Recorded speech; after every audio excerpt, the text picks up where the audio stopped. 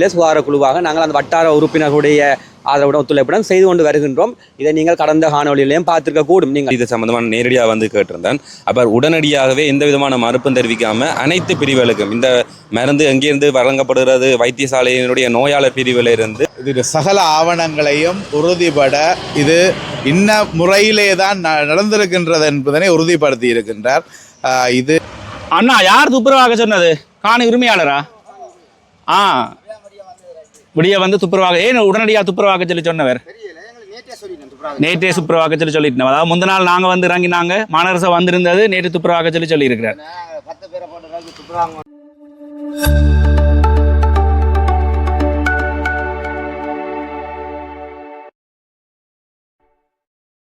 வணக்கம் அன்பு உள்ளங்களை, நான் ரஜீவன், யாழ்ப்பாணத்திலிருந்து. நான் என்னுடைய கடந்த காணொலியில் ஒரு விடயத்தை தெரிவித்திருப்பேன். அதாவது யாழ் கோம்பேன் மணல் பகுதியில் வந்து மருத்துவ கழிவுகள் குப்பைகளோடு கலைக்கப்படுகிறது. குறிப்பாக அந்த தம்னையில் பார்த்தீங்கன்னு சொன்னால் குப்பைகளில் ஒழிக்கப்படுகின்ற மருத்துவ கழிவுகள் பின்னணியில் யார் அப்படி என்று சொல்லி நான் போட்டிருந்தேன். உண்மைகள் வெளிவருமா அப்படி என்று சொல்லியும் நான் அந்த இடத்துல தெரிவித்திருந்தேன். இப்பொழுது உண்மைகள் வந்து கண்டறியப்பட்டிருக்கிறது. அந்த இடத்துல கடந்த காணொலியை பார்த்தவர்களுக்கு தெரியும் என்ன விடயம் என்று சொல்லி. அதாவது யாழ் போதனா வைத்தியசாலையில் இருந்து பிரதி பணிப்பாளர் இந்த இடத்துல வந்திருந்தார். அரசாங்க இலச்சினையோடு இங்கே சில பொருட்கள் காணப்பட்டது என்பது உறுதிப்படுத்தப்பட்டிருந்தது. அதன் பின்னராக யாழ் மாநகர சபை உறுப்பினர்கள் அந்த விடயத்தை கண்டறிந்து இப்பொழுது அதனுடைய பின்னணி என்ன என்று சொல்லி இந்த இடத்துல உங்களுக்கு தெரியப்படுத்த இருக்கிறார்கள். என்னுடைய பழைய காணொலியை பார்க்கவில்லை என்று சொன்னால் அதுக்குரிய லிங்கையும் இந்த இடத்துல தாரன். அதே சமயத்தில் இந்த காணொலியையும் நான் ஏற்கனவே எடுத்த காணொலிகள் சிலவற்றை சேர்த்திருக்கிறேன். அதை நீங்கள் பார்க்கக்கூடியதாக இருக்கும். என்னுடைய சேனலை இப்போதான் நீங்கள் முதல்ல பார்க்குறீங்கன்னு சொன்னால் மறக்காம சப்ஸ்கிரைப் பண்ணிட்டு பாருங்க. அதே சமயத்தில் ஃபேஸ்புக்கில் பார்க்குறீங்கன்னு சொன்னால் ஃபாலோ பண்ணிட்டு பாருங்க. தொடர்ந்தும் காணொலியை பார்க்கலாம். கவர்மெண்ட் சின்னம் தான். ஆனால் எந்த ஹாஸ்பிட்டலேருந்து எங்கேருந்து வந்தாலும் எங்களுக்கு என்ன கண்டுபிடிக்கிறது இந்த கோட்டை, அது கோட்டை வச்சு கஸ்டமருக்கு நாங்கள் ஃபோட்டோ எடுத்துகிட்டு அதை ஃபோட்டோ எடுங்க. எங்களை ஃபார்மசிஸ்டோட ரஃப்பானது முந்தி டாக்டர் ஜஸ்டிஸ் அங்கே சொன்னது ரஃப்பாக இருக்கக்கூடிய ரீயூஸ் பண்ணலாம் பிளாஸ்டிக்னு சொன்னார். இது அப்படி இல்லை, இல்லையா? அது வேறு பிளாஸ்டிக். அப்போ இதோட இது என்ன வந்து இது கவர்மெண்ட் தான். இது கவர்மெண்ட். அது போதனா வைத்தியசாலை போதனா வைத்தியசாலை இல்லை இல்லை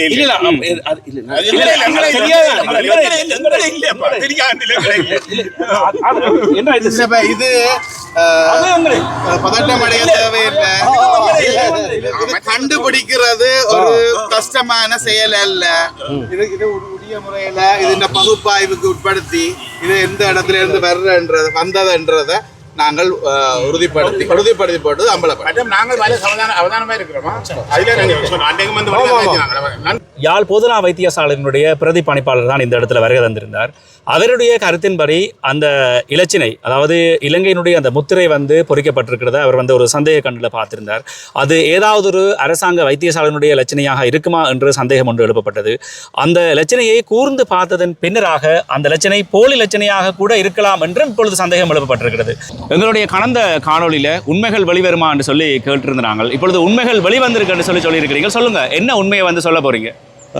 கடந்த 9ஆம் தேதி நாங்கள் இந்த பகுதியை துப்புரவு செய்து கொண்டிருக்கின்ற பொழுது இங்கே மெடிக்கல் வேஸ்ட், அதாவது மருத்துவ கழிவுகள் வீசப்பட்டிருந்தது கண்டுபிடிக்கப்பட்டு அது மக்களுக்கு தெரியப்படுத்தப்பட்டது. எங்களுடைய பதில் முதல்வர் உடனடியாக அதற்கான நடவடிக்கை எடுக்கப்பட்டு அது யார் அதை கொட்டியது, அவர்களுக்கான என்ன தண்டனை வழங்கப்படும் என்ற விஷயத்தை உடனடியாக தான் மக்களுக்கு தெளிவுபடுத்துவதாக கூறியிருந்தார். அதன் அடிப்படையில் எங்களது உறுப்பினர்கள் அயராத முயற்சியில் இந்த வட்டாரத்தைச் சேர்ந்த மதுசிகன் அவர்கள் வைத்தியசாலைக்கு சென்று அதிலே இருந்த அந்த சீரியல் நம்பரை வைத்து அது யாருக்கு வழங்கப்பட்டது, எங்கிருந்து கொண்டு வரப்பட்டது என்ற சகல விடயங்களையும் உடனடியாகவே எடுத்து எங்களுக்கு தந்திருக்கின்றார். அவர்களுக்கு உண்மையில் எங்களது நன்றிகளை நாங்கள் தெரிவித்துக் கொள்கின்றோம்.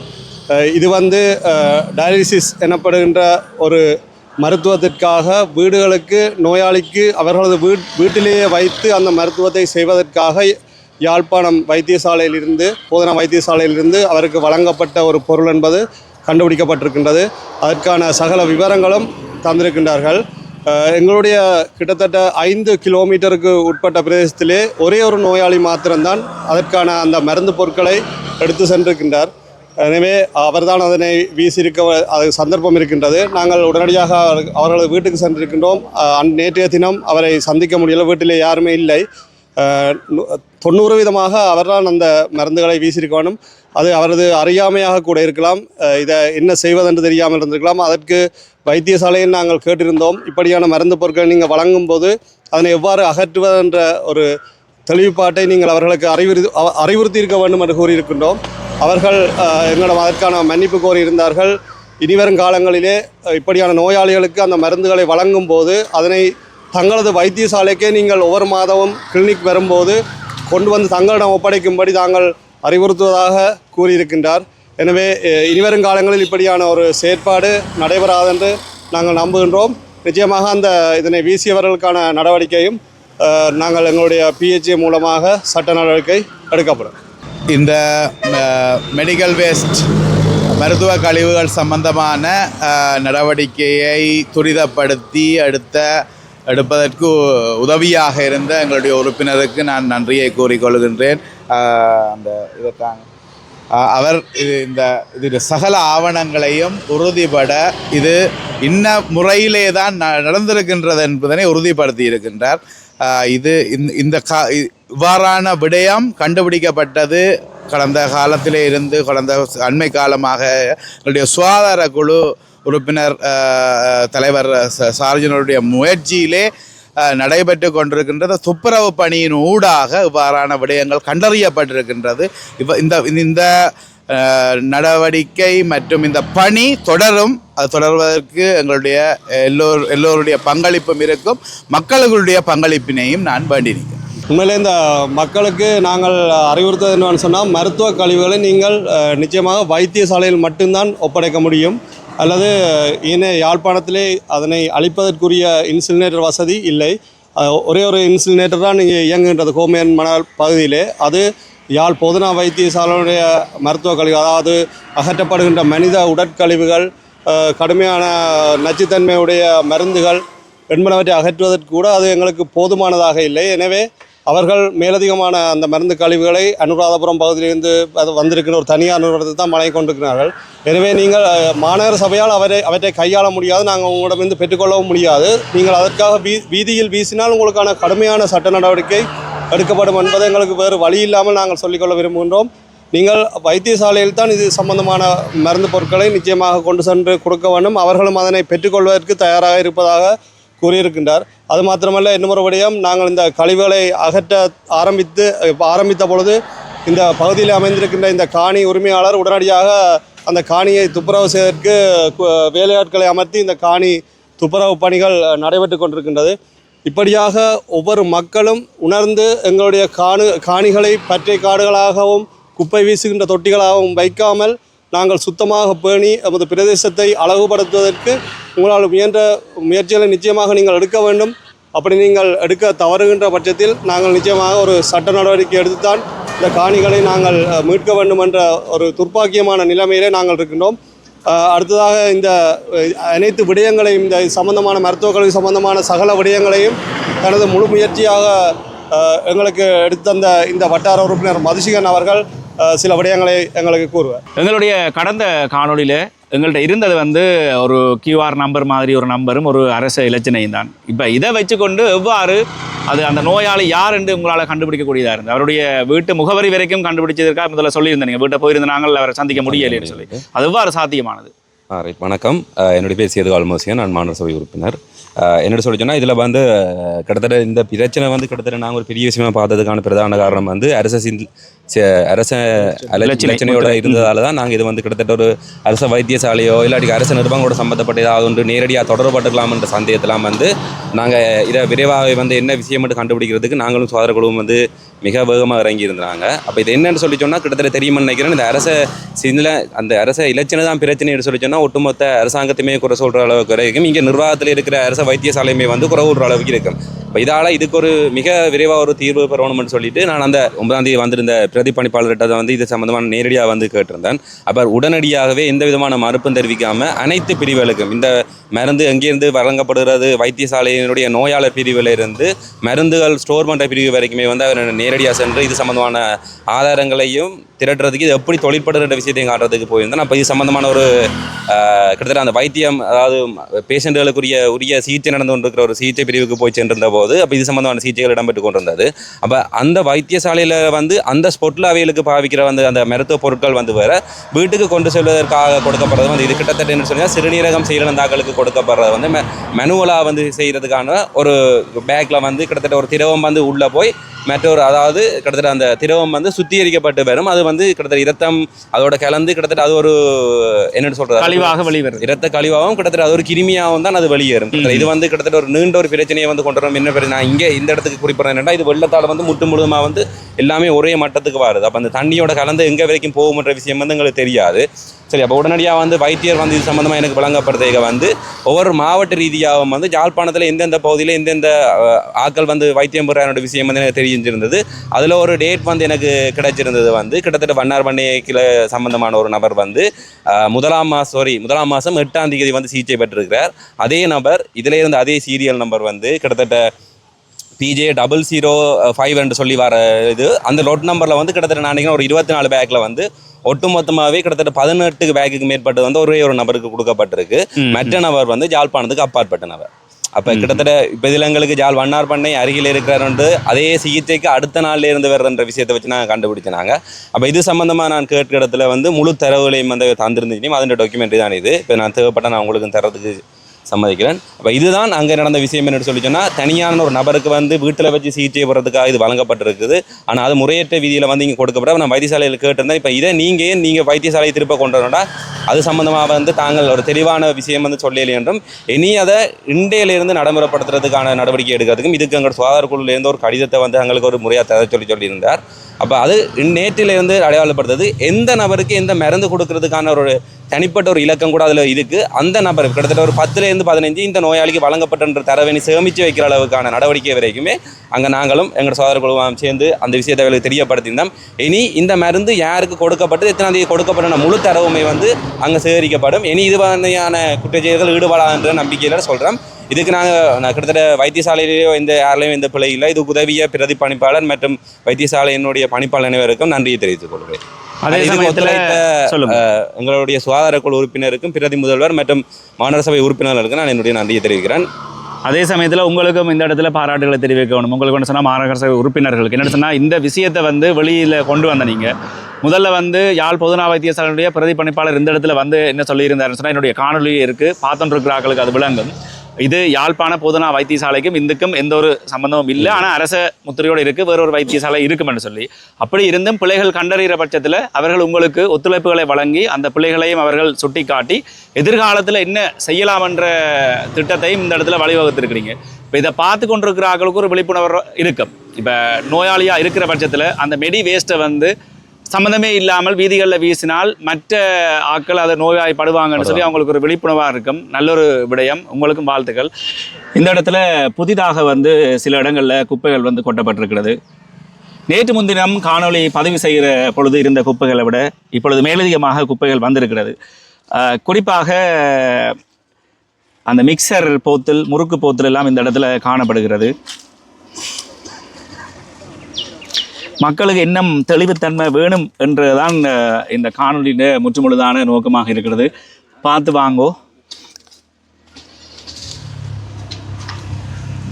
இந்த போத்தில் எல்லாம் நேற்று முன்தினம் இருக்கே இல்லை, இப்போ புதுசாக கொண்டு கொட்டியிருக்கிறாங்க.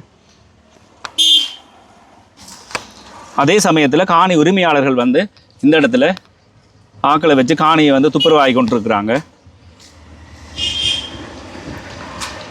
அண்ணா, யார் துப்புரவாக சொன்னது? காணி உரிமையாளரா? விடிய துப்புரவாக ஏன் உடனடியாக துப்புரவாக சொல்லி சொன்னவர்? நேற்றே துப்புரவாக சொல்லிட்டோம். அதாவது முந்த நாள் நாங்கள் இறங்கினாங்க, மாநகர சபை வந்திருந்தது, நேற்று துப்புரவாக சொல்லியிருக்கிறார். இல்லை, இந்த இடத்த எப்போவுமே துப்புரவா வச்சிருக்க சொல்லுங்கண்ணா. என்ன சொல்லுங்க அப்போ இதில் பாருங்க. இப்போ துப்புரவு இல்லாதபடியாக தான் இந்த இடத்துல குப்பைகள் கொட்டுறதுக்கு ஈஸியாக இருக்குது. இது பிடிச்சி கோடாலிகள் எடுக்கத்தான் போயிட்டான். சரி சரி சரி. இதுல நாங்க ஒரே நாள் துப்புரவாக்கி வெட்ட வழியாக்கி விட்டீங்கன்னு சொன்னா இதுக்குள்ள யாரும் முன்பக்கம் செய்து வரோம் முதல். சரி சரி சரி. கொஞ்சம் இப்ப அந்த இடத்துல பள்ளமா இருக்கிறதுக்கு அதை நிரவறதுக்கும் ஏதாவது ஒரு வேலை பாருங்க. மண் வழியில இருந்து எடுத்து கொண்டு கொட்டி ஏதாவது அதை அடிக்காம இப்ப இந்த பாதைக்கு போடணும். அதனால இது சரிதான், அதை செய்வோம். சரி சரி சரி, நல்ல விஷயம், தொடர்ந்து துப்புரவாக்கி கொடுங்கண்ணா. நன்றி நன்றி நன்றி. சொல்லுங்கள், அதாவது இப்போ இந்த கழிவகற்றில் கடந்த காணொலியில் வந்து சொல்லியிருந்தாங்க இப்போதைக்கு எடுக்க தேவையில்லை, பிறகு தான் கிளியர் பண்ண போகிறோம்னு சொல்லி. இப்போ இதுக்கு என்ன தீர்வு? இந்த தீர்வு வந்து அதாவது எங்களுடைய நாங்கள் சுகாதார குழுவால் எடுத்த நடவடிக்கையின் பிற்பாடு அன்றைய தினம் கௌரவ உறுப்பினர் மதுஷன் அவர்கள் அந்த வைத்தியசாலையில் போய் கலந்துரையாடியதுக்கு பின்னர் அவர் கேட்டது கொண்டதுக்கு இணங்க வைத்தியசாலை நிர்வாகம் வந்து சுகாதார குழுவிடமிருந்து ஒரு சம்மத கடிதத்தை கேட்டிருக்கின்றார்கள். அந்த கடிதத்தின் அடிப்படையிலே இன்றைய தினம் வந்து இந்த குப்பைகள் வந்து நாங்கள் எங்களுடைய சுகாதார தொழிலாளிகளை வைத்து பாதுகாப்பான முறையில் அகற்றுகின்றோம். பாதுகாப்பு முறையிலே அவற்றை அள்ளி மீண்டும் நாங்கள் வைத்தியசாலையிடமே ஒப்படைக்க இருக்கின்றோம். இன்றைய தினம் அவர்கள் தங்களுடைய வாகனத்தில் கொண்டு வந்து எங்களுடைய கோம்பைன் மையத்திலே இருக்கக்கூடிய எரியூட்டியிலே வந்து அதை பக்குவமாக எரிக்க இருக்கின்றோம். இன்றைய தினமே அதுக்கான சம்பவம் ஏற்பாடுகள் நடைபெற்றுக் கொண்டிருக்கின்றன. உடனடியாக இப்போ நான் நினைக்கிறேன் இன்னொரு அரை மணி நேரங்களிலேயே இது அகற்ற பாதுகாப்பான முறையிலே எங்களோட உரிய உத்தியோகத்தர்கள் அதை அகற்றி மருத்துவமனைக்கு ஒப்படைத்து அவர்கள் மூலமாக எங்கள் இன்சுலேட்டர்லேயே அதை எரியூட்டப்படுறது இருக்கு. இந்த விடயத்தை வந்து கண்டறிகிறதுக்கு யாழ் போதனா வைத்தியசாலை முற்றுமுழுதாக ஒத்துழைப்பு வழங்கியதாக மதுரசிகன் ஏற்கனவே தெரிவித்திருந்தார். இப்போ உங்களுடைய மாநகர பக்கம் என்ன மாதிரி?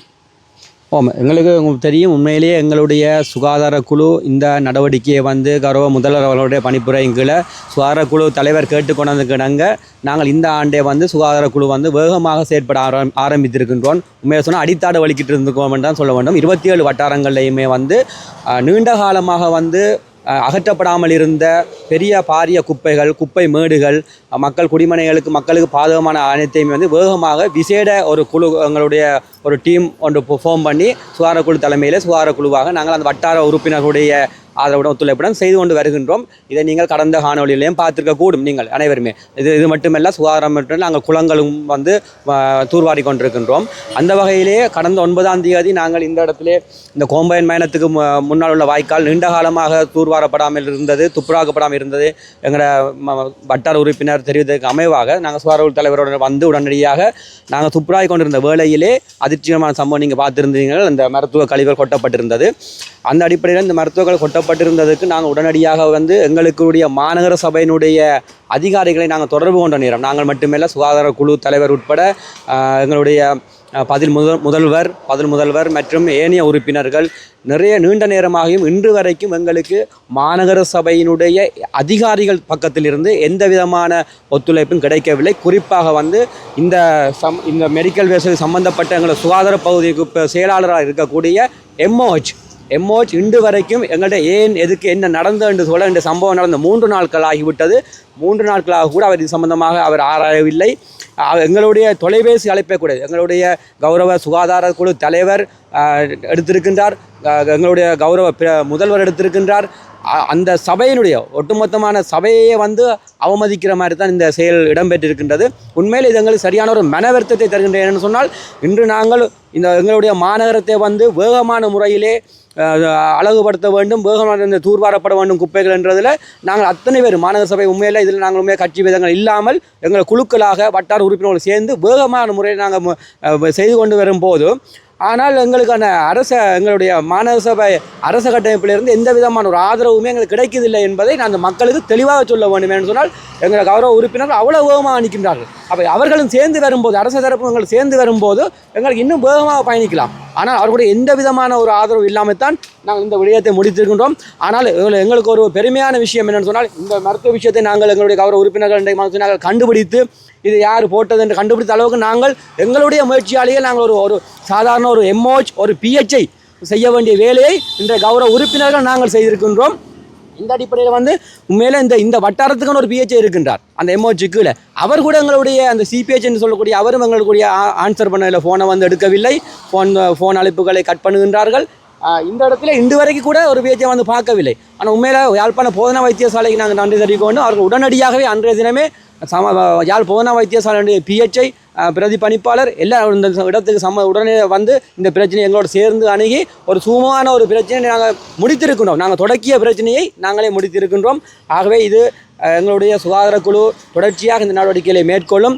ஆகையில் இந்த விடயம் தொடர்பில் வந்து நாங்கள் அடுத்த எங்களுடைய மாதாந்த சபை கூட்டங்களிலே வந்து கௌரவ உறுப்பினர்கள் உண்மையிலேயே சரியாக கதைக்க வேண்டிய நிர்பந்தத்துக்கு நாங்கள் உள்ளாயிருக்கின்றோம். என்று சொன்னால் எங்களுக்கு உண்மையிலே இந்த ஆதரவு கிடைக்கவில்லை என்றதை அனைத்து தரப்பினரும் அவர்களுக்கு மேலுள்ள தரப்பினரும் வந்து உண்மையிலேயே அவர்கள் தெரிந்து கொள்ள வேண்டும். மேல் அதிகாரிகள் தெரிந்து கொண்டு உடனடியாக எதிர்வரும் காலங்களிலே இதற்கான நடவடிக்கைகளை எங்கள் சபைகளுடைய குழுக்களோடு சேர்ந்து இயங்கக்கூடிய வகையிலே வந்து அதுக்கான நடவடிக்கைகள் மேல் அதிகாரிகள் எடுத்துத்தர வேண்டும் என்றதையும் நாங்கள் இந்த இடத்துல சுகாதாரக்குழு சார்பாக எடுத்துக்கொள்கின்றோம். இந்த மருத்துவ கல்வி சம்பந்தமான விடயத்தை மக்களுக்கு தெளிவுபடுத்துவோம் என்று கூறியிருந்தோம். அதனை நாங்கள் கூறியபடியே செய்திருக்கின்றோம் என்று தான் நான் நினைக்கின்றேன். அது மாத்திரமல்ல, இன்னொரு விடயத்தை நான் ஞாபகப்படுத்த வேண்டும். இது சம்பந்தமாக எங்களுடைய யாழ் போதனா வைத்தியசாலையுடைய பணிப்பாளருக்கு தொலைபேசி அழைப்பு எடுத்த உடனே அடுத்த நிமிடமே அவர்கள் தொலைபேசியை எங்களோட தொடர்பை ஏற்படுத்தி அது சம்பந்தமான விடயங்களை கதைத்து அதற்குரிய அதிகாரிகளை உடனடியாக அனுப்பியிருந்தார். ஆனால் எங்களுடைய கட்டுப்பாட்டில் இருக்கக்கூடிய எங்களுடைய மாநகர சபை அதனுடைய எம்ஓஹெச் பகுதிக்கு அந்த பொறுப்புணர்ச்சி மக்கள் மேல் இருக்க வேண்டிய ஒரு பற்று அவர்களுக்கு இல்லாமல் இருப்பது உண்மையிலேயே மிகுந்த கவலையான விடயம்தான். இது சம்பந்தமாக எங்களுடைய ஆளுநர் அவர்கள்தான் எங்களுக்கான ஒரு சரியான பதிலை தந்துதவ வேண்டும். எனவே நாங்கள் அனைவருமே மக்களுக்காக சேவையாற்ற காத்திருக்கின்றோம். நாங்கள் தொடர்ச்சியாக வேலை செய்ய வேண்டுமா, இல்லை எங்களால் அதற்கு மேலாக செல்ல முடியாது, நாங்களும் எங்களுடைய சேவைகளை இடைநிறுத்த வேண்டுமா என்பதனை அவருடைய பதிலிலிருந்து தான் நாங்கள் முடிவெடுக்க வேண்டும். எனவே இதற்கான முடிவை நான் மக்களிடம் கையிலேயே ஒப்படைத்து விடைபெறுகின்றோம். நன்றி.